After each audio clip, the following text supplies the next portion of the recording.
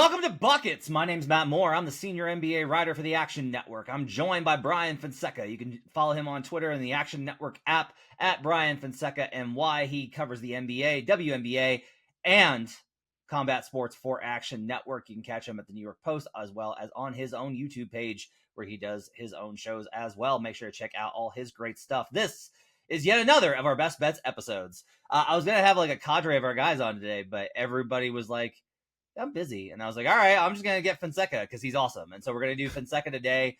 And then tomorrow you're getting two bets for every team with Brandon on what's going to be like a 700-minute episode. Like prayers up for our producers because it's going to get nasty.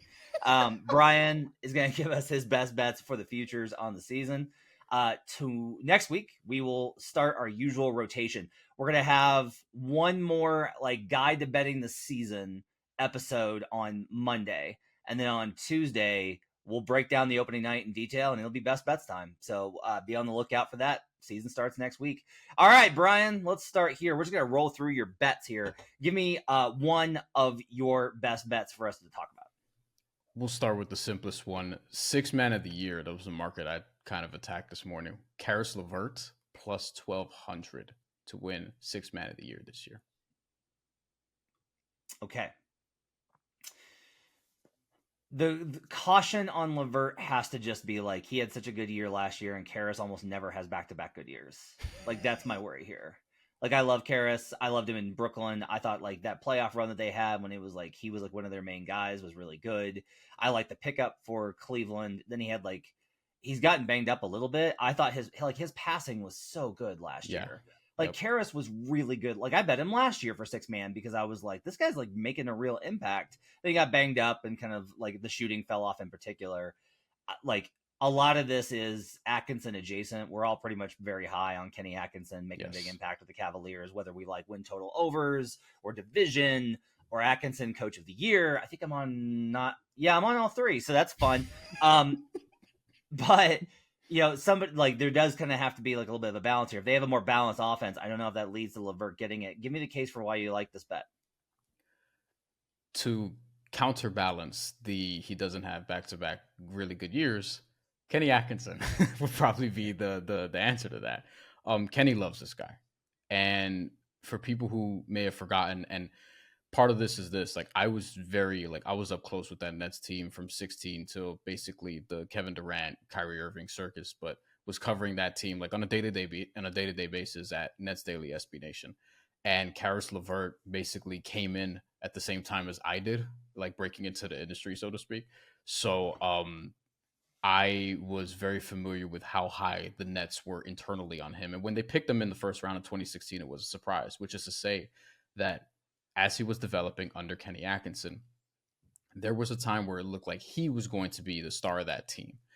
The first 12 or so games of the 2018-19 season, he was breaking out. I don't remember if he averaged exactly 20 points a game, but it was something around that or close. It was like 18, 19 points a game. 4-4, 5-5 in terms of rebounds and assists, but it was in that 25-5 range. It was in striking distance of that. And he looked great.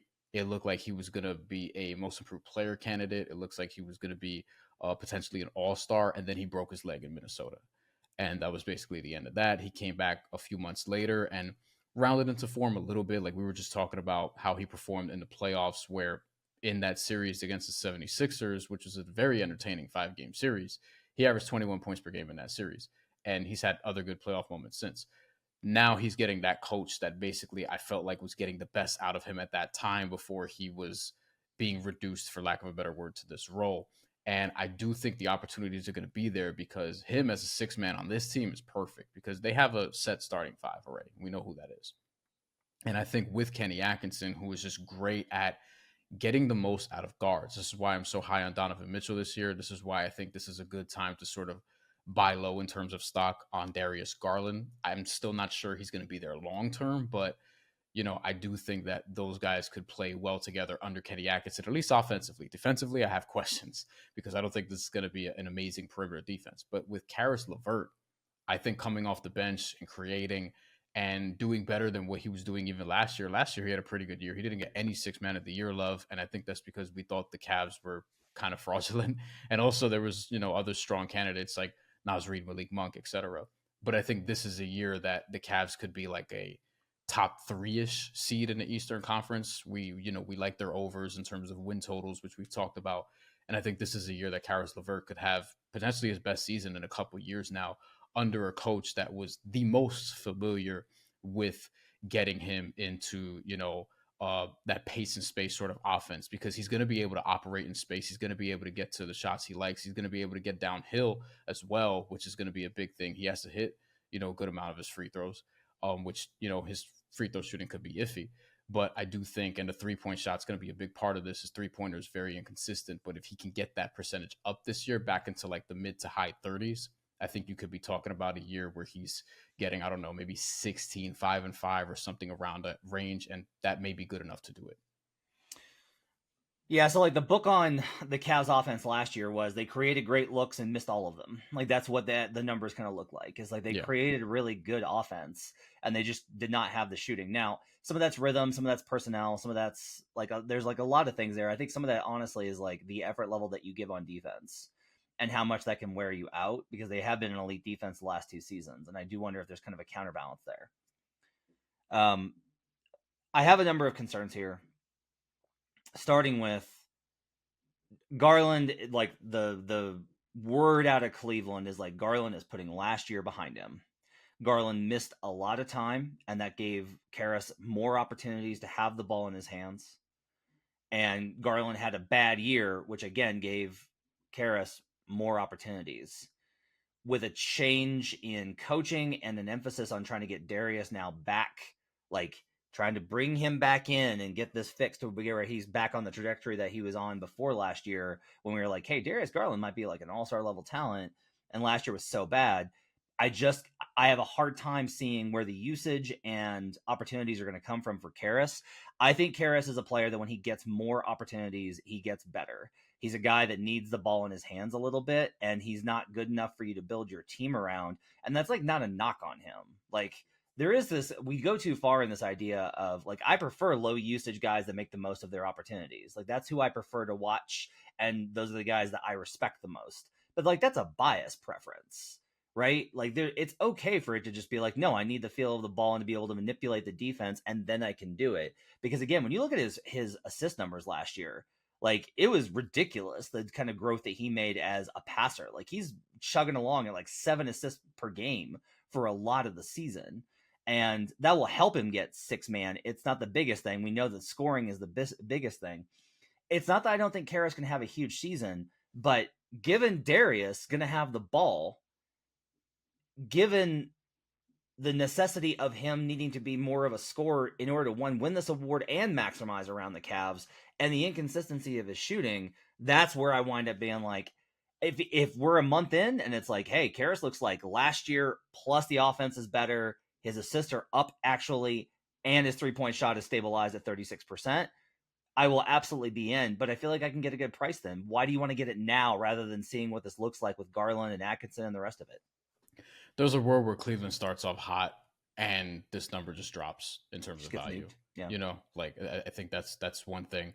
And two, like I would say Kenny Atkinson has experience with this, where the Nets had Caris LeVert, but they also had D'Angelo Russell and Spencer Dinwiddie all at the same time, all needing the ball. Now, Caris LeVert had an injury, and then Spencer Dinwiddie had an injury, so that kind of figured itself out. And then D'Angelo Russell became the all-star over time. But they did have to figure out, all right, how do we get all these 3 guys involved who, as we know, they want to handle the ball. They want to create. They all want to do these things. And this was at a time where they were at their peak, so to speak, as teammates. So I think with that experience, and now you have obviously a much better version of that with Darius Garland, Donovan Mitchell, and this current Caris LeVert. I mean, yeah, like, and you mentioned the assist percentage, or the assist rather. His assist percentage was 25.7, second best of his career. The best was that second year with the Nets, which was his first full season in the league, because his rookie year got delayed because he was recovering from foot surgery. And as a playmaker, this was a thing when he was in Brooklyn too. Like, point Caris was something that was discussed, like not as far as like he's the starting point guard, because they had so many point guards. God, they had Jeremy Lin and Dinwiddie and D'Angelo Russell and Isaiah Whitehead at one point and all these different guys on the roster. But it was an understanding that he can handle the ball, he can create for himself and others. I think Kenny Atkinson will find a way for those three to complement each other, and that's not to shortchange like Max Strus, who's going to be starting at the three, but I do think there are going to be closing opportunities for Caris LeVert because, well, one, the coach loves him, but two, his creativity. Like, I think Kenny Atkinson will figure out ways to get them in space and use that as an asset. And that will have to mean, like, yeah, the catch and shoot numbers are going to have to go up for somebody, preferably all three guys. Maybe that's not the case. And I still think, like, Evan Mobley is going to be able to stretch out to three this year more often. Kenny Atkinson historically has pushed for that with bigs, with Al Horford, with Brook Lopez. So I think in terms of creating space, that's another way to do it. So I think the offense is just going to be better and maybe cleaner than we think or cleaner than we've seen from the Cavs in recent years. So I think getting in on this number now, you don't necessarily have to, but it's a risk in waiting because what if the Cavs come out the gate and we look up and they're 15-5, and then Caris is all of a sudden plus 750 because he's putting up 15-5 off the bench. And like, there's a risk in that happening. It's not guaranteed. None of this is guaranteed, but that's just sort of how I would approach this right now. Okay. Give me another best bet for you. I could not believe this one, but plus, let me make sure this number is right because this is crazy. But also 6 man of the year.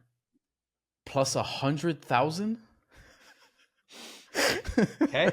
So like you almost can't mess this one up, but plus 100,000 Julian Strawther to win 6 man of the year for your Denver Nuggets.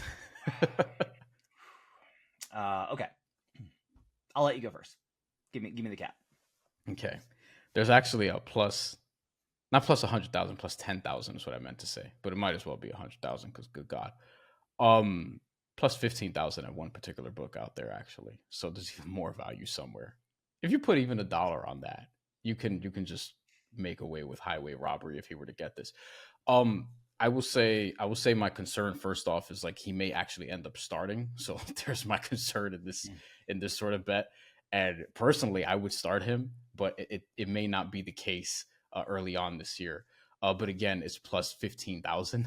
Sure. So like we it's one of those things where it's like, whatever, just don't put a lot on it. But Julian Strawther, the reason why I loved him coming out of the draft, and it's not just because he's of Puerto Rican descent and will play for the national team at some point and already has. Okay.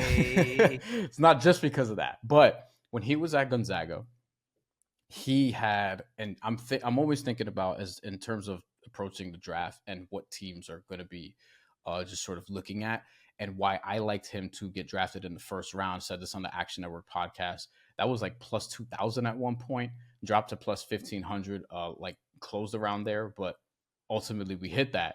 And the reason why is because he has size and he has shooting, and there's a curiosity as to like what he can do on the defensive end. I don't know if he's ever going to be like, a multi-positional defensive stopper or whatever the case may be, but there's a ceiling there that is like, I mean, could he be a 3-and-D guy straight up? Maybe. I don't know. Maybe. But the 3-point potential was absolutely there from the jump. He was a great shooter at Gonzaga. And I think the reason he's going to need to play a lot for this Denver Nuggets team is because he's one of the best shooters you have, and you need Nikola Jokic plus shooter as many times as possible on this team.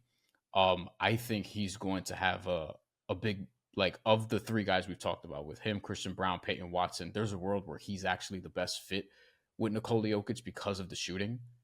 And I do think that because of that, he's just going to play a ton, and he's going to be able to play with a lot of different guys. Like, he can play with Russ. He can play with Aaron Gordon. He can play with Jokic. He's played with DeAndre Jordan. Like, we've seen him already play out there with a bunch of different guys. He has the size to play the 2 or the 3, maybe even some small ball 4, although I don't know if I'd want to do that necessarily. But, I mean, Denver doesn't have a lot of depth, so maybe they'll experiment with that. But my only concern is he may end up starting, and I would start him. But, again, it's such a big number. Who cares at that point? Okay, I have qualms, and I get it. It's 150 to 1, but we still have to value we still have to like judge the handicap, right? Sure. Okay, I've been to 2 Nuggets preseason games, watched their 2 in Abu Dhabi, and it's not great. I'll just tell you right now. It's like You're very concerned. Things are not great with that team right now. And like, I keep trying to remind everybody, it's like, look, the season's 6 months long. In January, they could be rolling and have figured out a bunch of stuff and feel really good. But like, I get the sense that Jokic is like dreading having to go through the drudgery of another 82 game season, but the money's so good, like he's a professional and he'll do it. Christian Brown doesn't get in the way of the starters. He just doesn't make them any better. Mm-hmm. And that might be enough for him to hold on to the starting job because he has a very big incumbent edge.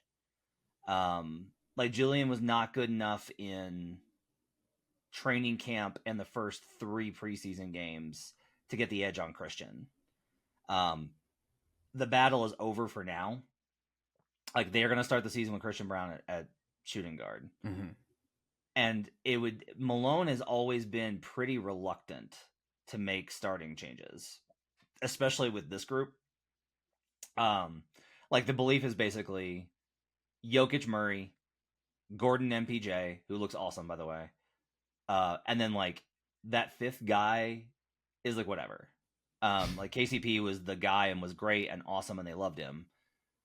But with this current roster, I don't think they genuinely care who starts at shooting guard. And for Malone, it's like, look, I can't have 3 minus defenders in Murray, Jokic. Despite what some people think about Jokic's defense, he's not as bad as the worst people say, and he's not as good as the best people say. Great way to put it. But I can't have 3 minus defenders in Murray, Jokic, and Strother because it's not even Julian's fault. Like I think Julian does fine on his defensive side. Like he at least pays enough attention to the scouting report to know I got to move him right.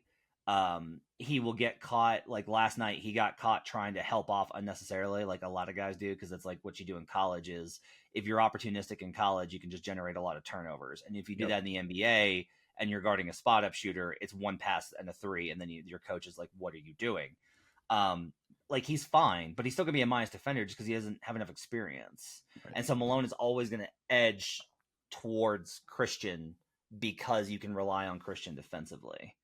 There's a lot of things about Christian's offensive game that worry me. I'm not a buyer in the shooting splits from last season, where he was great above the break, which is a big reason why the front office and ownership, I want to note, both wanted him to start and let KCP go. I'm not a believer in those numbers. I'm not a disbeliever. I'm not like he's a bad shooter. I'm just like, let's give it some time.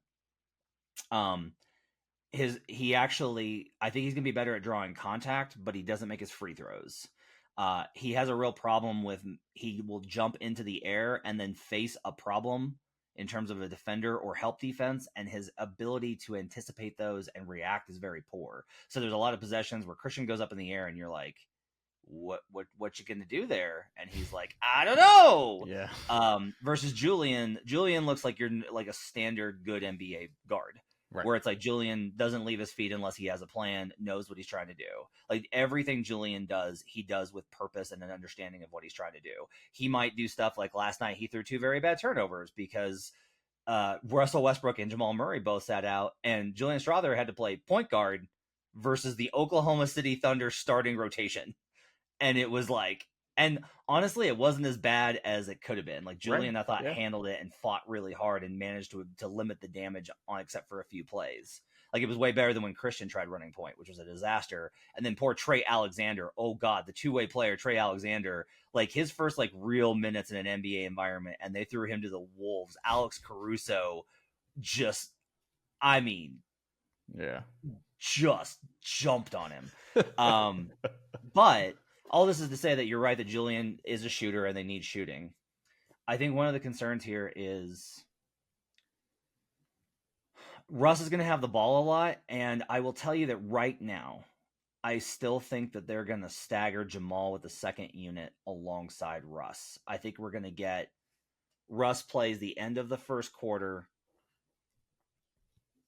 and part of the second. Julian plays for a little bit next to Jamal. Jamal sits, Russ comes back in before Jamal re-enters for the starters to close the half. And so I don't know how many minutes he's going to get. and how many minutes, like especially, I don't know how many minutes Julian's going to get next to Jokic, which would really boost this case. Yeah. Like that's the easiest path here. It's just like, hey, Julian Strother plays a bunch of minutes next to Jokic, and Jokic gets everybody great looks.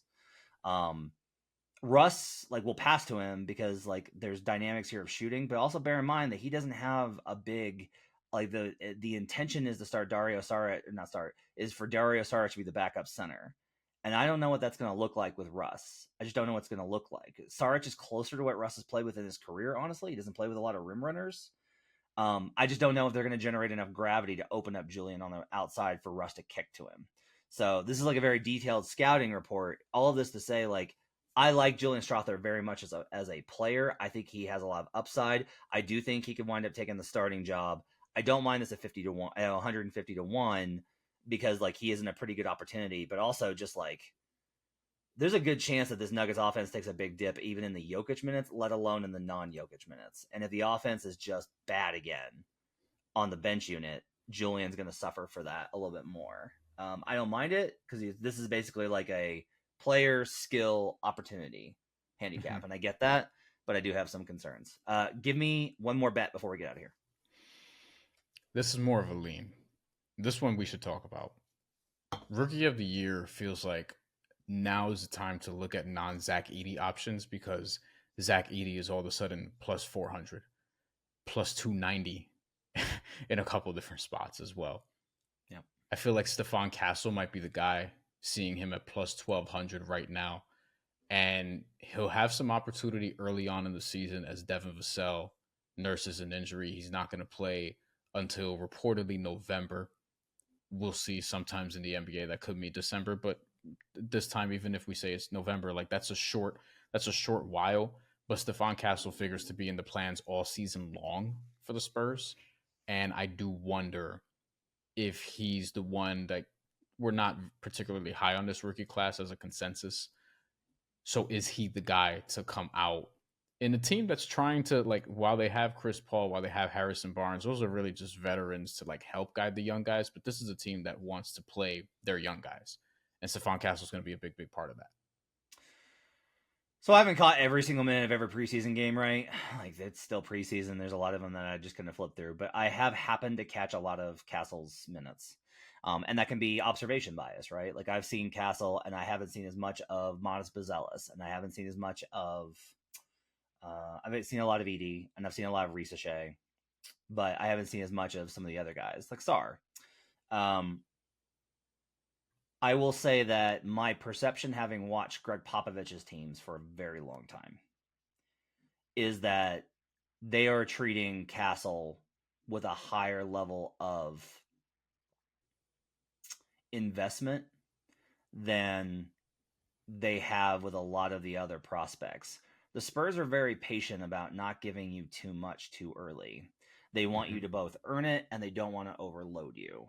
Like if people forget this, but like Kawhi Leonard, they literally, when they got Kawhi, they traded up for Kawhi Leonard with the Indiana Pacers. And the first year, Chip Engelland was just like, just shoot corner threes. That's all you got to do is defend and shoot corner threes. That's all we want you to do.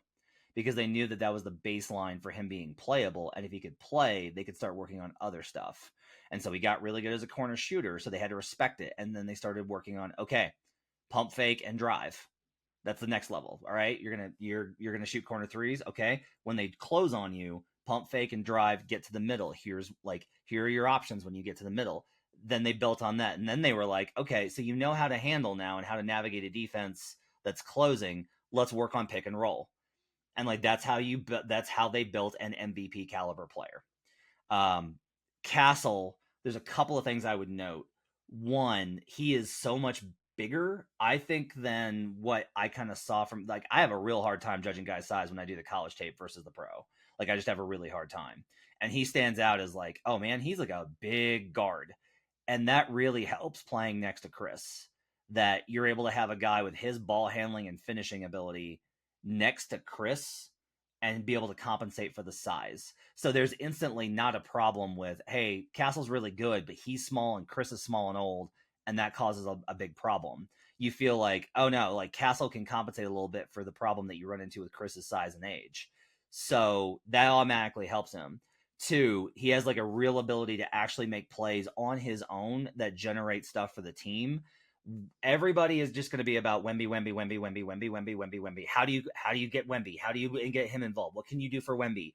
But like Greg Popovich is going to understand Wemby can't like have 100% usage. Like you're gonna have to do stuff on your own, and Castle has shown a real ability to do those things. The last point I would make is if you watch the Heat game last night, it's a preseason game, but it's close at the end, and they put Castle back in to close. This is like top 10 pick, big guy that they're invested in, but it's also the end of a preseason game. They put him in that situation to see how do you handle a pressure situation versus a well-coached team in clutch time. That, again, it's a sign of the investment that they're going to have in Castle. He's coming off the bench right now. I would say that based off of my observations, he's starting by December. Like, I think it's going to be CP3, Castle, Vassell when he's back.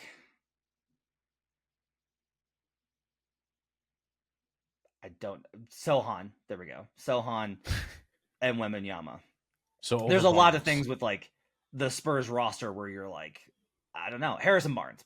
We can put Barnes in there as well. Yeah. It doesn't really matter. Like what matters is like CP3, Castle, Wembanyama. The cap on Castle will always be he's going to have all these opportunities because of Wembanyama.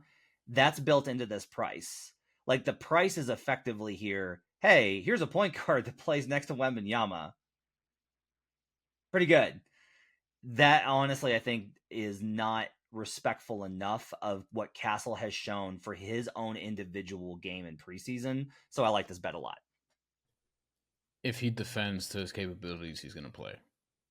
And I think that's going to be helpful for them. Also, the element of playmaking, there were people talking about, could he be a point guard at this level? I don't necessarily see that. And thankfully, he won't have to do that with Chris Paul. But you've seen some of the playmaking ability already in preseason.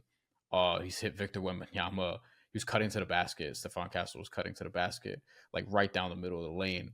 And then right before going up for a layup, because he gets the ball right at the rim, he pump fakes, hits Victor Wembanyama to his left. Wemby finishes because, of course, he's like 9'12". Yep. But like little things like that, like he's going to be cutting, he's going to be hitting guys. You know, guys are gonna get hockey assists because Stephon Castle is going to make the extra pass. The big question I have is just the jump shot. You know, the jump shot wasn't great in college, nor did he shoot a ton of threes. It was approximately like 2.2 per game or something along those lines. It was a low number. But if he can hit enough of those, like that'll be beneficial. But we know what he is. He's going to attack the basket. He's projected to defend. And also there's some playmaking there that's interesting. And for a rookie class that's not particularly strong, Reed Shepherd has been a favorite for a lot of the offseason. And I still have questions even about that, just because Houston has a lot of guys. And this is why a lot of people want their over, and I backed off. I didn't bet Houston one way or the other because I still don't know how they're going to figure it out. Now, Ime Udoka probably will, but I still don't know how they're going to figure it out because they have a lot of guys who need the ball, have high usage. Zach Edey, I think there's going to be some nights where he's great and he does what he's done in preseason already, where he has like just a bunch of points and is the biggest guy out there and is just dominating on matchups. But there's going to be other times where he probably can't stay on the floor. You know, like he's a rookie at the end of the day. And matchup wise, like I worry about the inconsistency there. Whereas if I go through some of the other cases, like I could depend on, I feel like at least I could depend on Stephon Castle having a big role with the Spurs team all season long and there being enough production there. And we'll see what they do otherwise, because I mean, I don't know who's going to be there long term between Devin Vassell, Keldon Johnson, some of these other guys that we've talked about like on their roster. But I think he's going to have opportunities regardless, whether it's starting or coming off the bench. I'd be surprised if he doesn't play 20-something minutes per game this year. Well, I don't know if I've talked you into it, but I've talked myself into it. So I'm probably gonna put a little something. I just bet Castle at 12-1, and I bet, well, because I love this, FanDuel lets you parlay awards. Oh boy, Yeah, Luka, Castle, Jalen Williams for most improved. 725 to 1. Let's ride. And I thought I was doing something with Julius Strother, 150 to 1. There's a word. Addicted is a problematic word in our space and a very serious problem, so I won't use that word. I will just say that I have a real strong tendency to bet these awards parlays, because if you line up with one that's looking like it's high percentage at the end of the year, if you're able to hit one where it's like, hey, 2 of these are going to hit, it just gives you a great position to head the other way. What's the best one you've gotten of those? This one's pretty good. Of the award the one I really like, actually, the best one that you've gotten that you've won. I mean, historically. Oh, I'm trying to think. I did Jokic. So the thing is, you can do them mid-season. I have to look back, but like I nailed all 4 of them with one of the MVP Jokic years. It was like I hit Jokic and DPOY and Tyler Hero. So this was 21-22. Yeah. Wow. That year I hit. Marcus Smart. Yeah. No, not Marcus Smart. It was one of the other ones. Coach of the year, I think, is what I got. But yeah, it's very nice. I'm trying to peel back from doing the multi ones. This one I'm just throwing in Jalen Williams because I saw him in person last night, and all of our action colleagues are all over Jalen. Mm-hmm. So I'm kind of like, okay, let's throw that in. But like, what I actually think is good here is just Luka and Castle. Like, just do the 2. I'm building like a huge Luka plus X position because it's going to let me bet the other side of MVP throughout the year. Yeah. So, and Jalen Williams could potentially become an all-star for the first time this year. So a lot of like Jim's all over it. Brandon's all over it. A lot of folks love J-Dub for most improved. All right. That's going to do it for Buckets. Thanks for joining us. My thanks to Tito Bonach and David Payne for producing our episode. They'll be up at youtube.com/The Action Network and wherever you can find podcasts. Give us those 5-star reviews. Hey, send it to a friend. Be like, hey, I thought this episode was good. Check out Brian Fonseca on Twitter at Brian Fonseca MY. You can catch Brandon's mega episode tomorrow with Jim Turvey, and then we'll be back next week. We're giving you a guide for how to bet the NBA regular season. Next week, we've got games. Thanks for joining us. We'll see you again. Till then, let's get buckets.